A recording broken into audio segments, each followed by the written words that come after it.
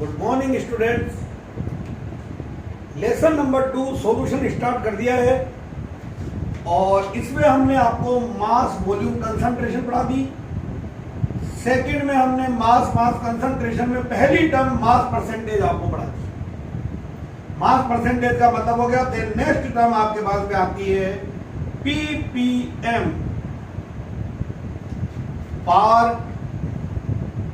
पर मिलियन। लीजिए मैं part per million, part per million, ये नेक्स्ट टर्म आपके आती है। Some substance are very very harmful. कुछ सब्सटेंस इतने ज्यादा डेंजरस होते हैं कि उनकी बहुत थोड़ी सी अमाउंट जो होती है वही हार्मफुल होती है, टॉक्सिक होती है, कार्सिनोजेनिक, कैंसर कोजिंग होती है। तो फिर हम उनको 100 में रिप्रेजेंट नहीं करते, हम उनको 10 लाख में रिप्रेजेंट करते हैं। परसेंटेज 100 में रिप्रेजेंट होती है तो 10 lakh, million, 10 lakh, 10 to the power 6, और उसको कंसंट्रेशन को बोला जाता है पार्ट पर मिलियन। देखिए पार्ट पर मिलियन के बारे में मास परसेंटेज में जो आपको समझाया था, मास of solute in gram, mass of solute in gram present in 100 gram of solution is called mass percentage of solute. Ppm में आपको 100 ग्राम ऑफ सॉल्यूशन अंडर रहा है 10 to the power 6 gram of solution. Mass of solute in gram present in 10 to the power 6 gram of solution. Solution 10 to the power 6 gram है और उसमें कितना solute present है, it is called ppm concentration.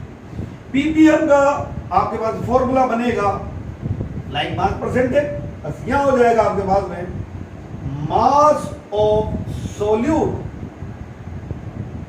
Over mass of solution gram में into 10 to the power 6। जबकि mass percentage में बोलो यहां क्या था 100। ओके खत्म। अब आपके कभी भी पीपीएम में एक्सप्रेस करवा रहा हूं, जैसे कहीं लिख रहा है 15 पीपीएम क्लोरोफॉर्म, क्लोरोफॉर्म CHCl3। क्या मतलब आपको इसका लेना है? 15 ppm chloroform is carcinogenic, cancer causing होता है, कैंसर कोज करता है ये 15 ppm क्लोरोफॉर्म। अगर वाटर में क्लोरोफॉर्म को हम काम में लेते हैं as a disinfectant to purify water, water को प्यूरिफाई करने के लिए एज ए डिसइंफेक्टेंट लेते हैं, क्लोरोफॉर्म डालते हैं। क्लोरोफॉर्म तो कैंसर कोजिंग। तो कितनी अमाउंट है केवल उसकी 15 ppm। ये होना चाहिए लेवल कंटेमिनेशन का, बस। तो ये लेवल है, इसका मतलब है 15 ग्राम, ये 15 gram, only 15 gram chloroform is present in 10 to the power 6 gram of solution. Solution है 10 to the power 6 gram, 10 lakh gram, और उसमें सोल्यूट की अमाउंट केवल आपके पास कितनी दे रखी है 15 ग्राम। ये हो गया पीपीएम कंसंट्रेशन। एक बार फिर बोल देता हूं ppm, mass of solute in gram present in 10 to the power 6 gram of solution is called ppm concentration. Ppm concentration part per million. लीजिए भैया आपकी मास कंसंट्रेशन में 2 टर्म आ चुकी है आपकी। पहली जो आई थी, बोलिए पहली क्या आई थी आपके पास? Mass percentage. मास वॉल्यूम में 2 पढ़ी आपने, मोलरिटी, नॉर्मेलिटी। यहां पर भी आपने 2 पढ़ ली अभी, मास परसेंटेज और पीपीएम। और 2 मोस्ट इंपोर्टेंट आ रही है, third molality.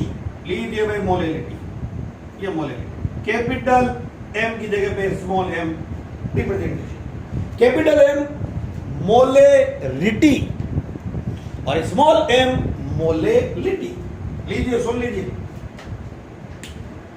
Number of moles of solute, number of moles of solute present in 1000 gram of solvent is called molality of the solution.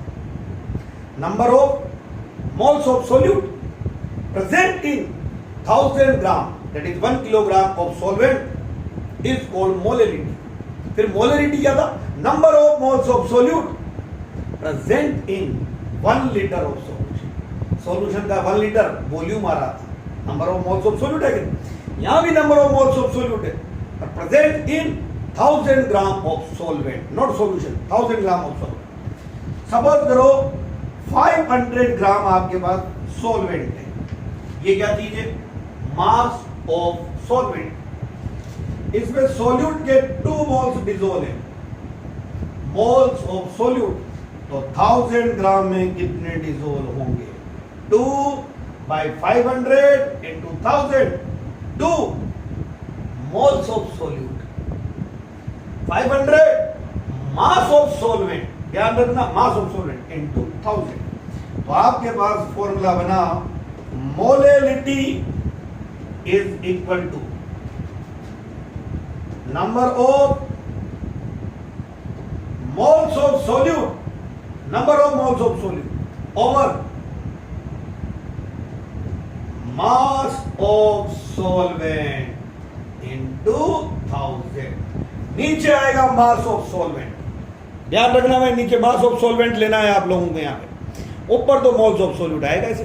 तो molality याद हो ही होगा, number of moles of solute, number of moles of solute present in 1000 gram of solvent is called molality। देखिए ऊपर भी मास आ रहा है, moles in terms of mass, ठीक है, मास को जो है मोल्स में रिप्रेजेंट कर रखा है आपने, तो मास आ रहा है, और नीचे भी मास आ रहा है सॉल्वेंट का, ये हो गया मोलेलिटी। और अब आती है आपके पास में इसमें 4 टर्म, लीजिए भाई, मोल फ्रैक्शन, ये मोल फ्रैक्शन, मोल फ्रैक्शन हो गया x, इससे डिनोट। सुन लो मोल फ्रैक्शन भी क्या है। परसेंटेज हमेशा बताई जाती है 100 में और फ्रैक्शन बताया जाता है 1 में। खत्म। तो बोलिए क्या हो जाएगा यहां पे mole fraction? Mole fraction of any component, solution में कितने कंपोनेंट है? 2, सोल्यूट एंड सॉल्वेंट। तो मोल fraction of any component is the ratio of moles of that component and total moles of the solution. Moles of that component and total moles of the solution. Mole fraction of any component, mole fraction of any component is the ratio of moles of that component over and total moles of the solution. That means अगर आपको solute के मोल निकालने हैं, moles of solute over total moles of solution. Solvent के निकालने हैं तो moles of solvent over total moles of solution. तो ये आपके पास में हुआ मोल fraction of any component, mole fraction. तो यहां आ जाएगा मोल्स ऑफ कंपोनेंट, जो भी कंपोनेंट है, over total moles of the solution, total moles of the solution. Mole fraction is defined is the mole fraction, mole fraction is the ratio of moles of that component and total moles of the solution. solute का mole fraction निकालना है तो moles of solute over total moles of solution. solvent का mole fraction निकालना है तो moles of solvent over total moles of solution. लीजिए, suppose a solution contains Na moles of solute and Nb moles of solvent, then total moles is equal to Na plus Nb. तो मोल fraction of solute का mole fraction लेना है आपको, moles of solute over total moles, Na plus Nb. Mole fraction of solvent moles of solvent over total moles. लीजिए भैया mole fraction के मोल fraction of any component is the ratio of moles of that component and total moles. Solute के moles निकालने हैं तो solute के मोल over total moles, solvent के moles निकालने हैं तो सॉल्वेंट के मोल ओवर टोटल मोल्स। ओके, चलो ये सारी कंसंट्रेशन की टर्म्स हो गई। दो कंसंट्रेशन की टर्म्स आपको पढ़ाई गई मास वॉल्यूम में, मोलरिटी एंड नॉर्मेलिटी। देन आपको हमने पढ़ाया मास मास कंसंट्रेशन में चार टर्म्स पढ़ाई, मास परसेंटेज, पीपीएम आ जाते हैं, मोलरिटी एंड मोल फ्रैक्शन। अब मैं आपको एक न्यूमेरिकल करा देता हूं, सारी प्रैक्टिस उसी में हो जाएगी। लीजिए an aqueous solution of glucose, an aqueous solution of glucose is labeled 10% W over W. Calculate its molality. Calculate its molality and mole fraction of each component. Mole fraction of each component. Question सुन लीजिए। If density of solution is 1.2 gram per milliliter, then calculate molarity. लीजिए भैया आपका question, data सुन लीजिए question के, book का question है ये आपके 2.5 या 2.6 में दे रखा है। An aqueous solution of glucose is labeled, water में ग्लूकोज डिसोल्व कर रखा है और उसको लेबल किया हुआ है 10% W over W। आपको इसकी मोलेलिटी निकालनी है and mole fraction of each component.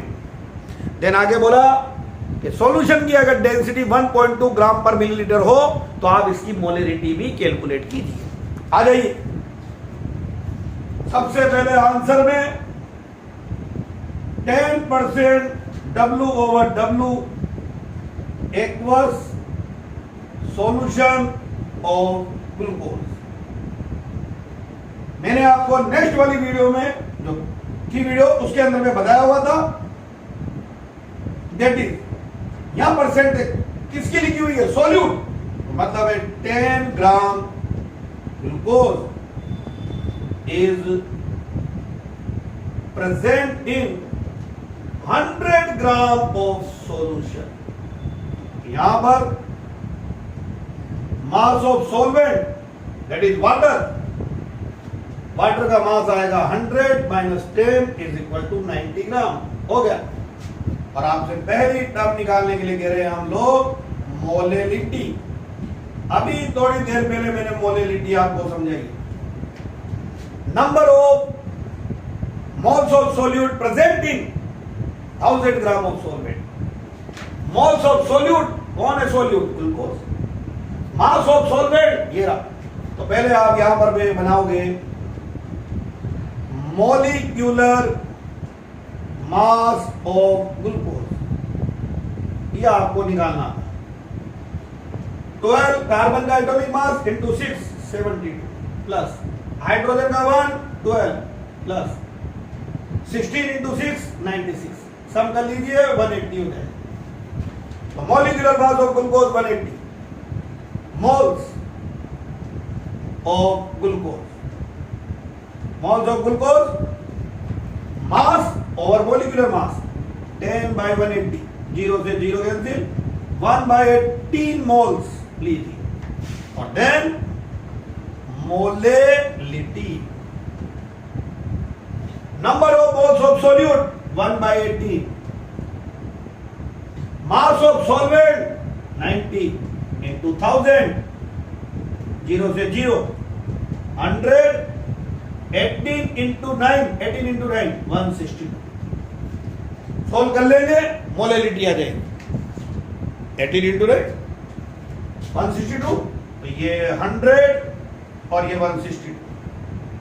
Decimal ये 0, 16 से कितना टाइम गया 6, 6 इंटू 2 12, 1 रिमाइंडर 36 और ये 37, 3 रिमाइंडर और ये 9, 28 0 1 1 6 2 8 1 और ये 1 0 7 0.617 ये सॉल्यूशन की आ गई मोलेलिटी। सॉल्यूशन भी कर दिया मैंने, सोल्व भी कर दिया इसको, तो सोल्व कर दिया, ये मोलेलिटी है। तो मोलेलिटी देखो डायरेक्ट आ गई, परसेंटेज आपको दी है, उससे आपने डायरेक्ट इसकी मोलेलिटी कैलकुलेट कर ली है।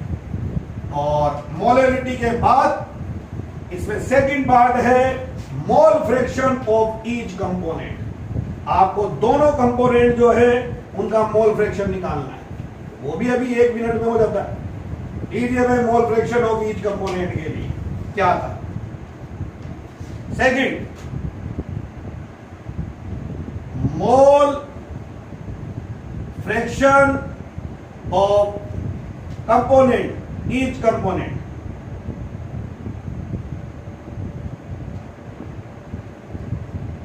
अब ग्लूकोज के तो मोल्स बन रहे हैं, आप वाटर के मोल्स बना लो। Moles of water, all over solvent का मास कितना था 90 ग्राम, 90 ग्राम था सॉल्वेंट का मास।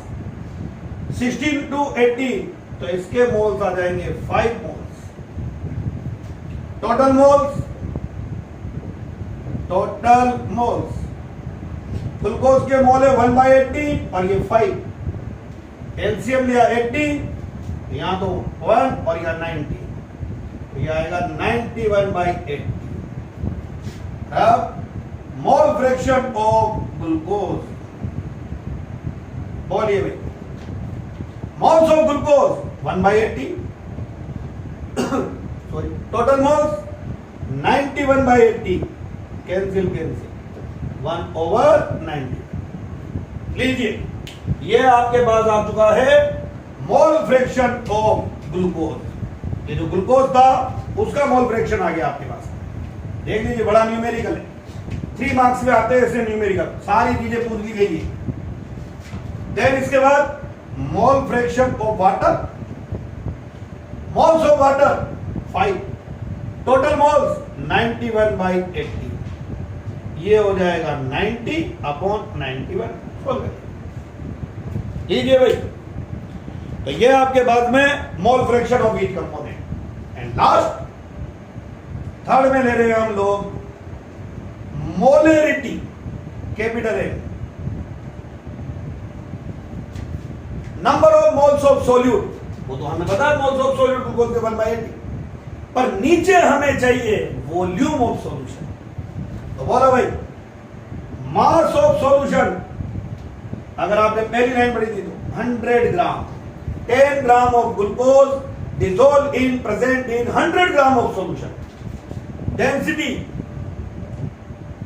ऑफ सॉल्यूशन आपको क्वेश्चन में दी है 1.2 ग्राम पर मिलीलीटर। ये आ जाएगा आपके पास volume of solution. Volume mass over density, mass 100 gram, density 1.2 gram पर मिलीलीटर, ये मिलीलीटर, ग्राम से ग्राम कैंसिल, ये आया तो 10,000/12 मिलीलीटर। ये आपके पास वॉल्यूम ऑफ सॉल्यूशन आ चुका है, ये वॉल्यूम ऑफ सॉल्यूशन है। और जब वॉल्यूम ऑफ सॉल्यूशन आ चुका है तो आपके पास में अब फाइनली आ रहा है मोलेरिटी। मोलेरिटी का फॉर्मूला एक बार और आप याद कर लीजिए, number of moles of solute, number of moles of solute over volume of solution, ये molarity, capital A. Moles of solute 1/80, volume of solution 1000/12, तो ये 12 ऊपर और इनटू 1000, 1000 से 1000 कैंसिल, ये 2/3, 2/3 दैट इज 0.66667, ये हो गई इसकी मोलेरिटी। तो क्या समझ में आया? अगर आपको फॉर्मूलाज याद हैं तो आप अपनी रिक्वायरमेंट लाइए और न्यूमेरिकल को सॉल्व करिए। इस न्यूमेरिकल को आप लोग नोट कर लें, ठीक है। ये आपके कंसंट्रेशन की सारी टर्म्स हो गई। अब नेक्स्ट आपको नेक्स्ट वीडियो में पढ़ाते हैं। Thank you.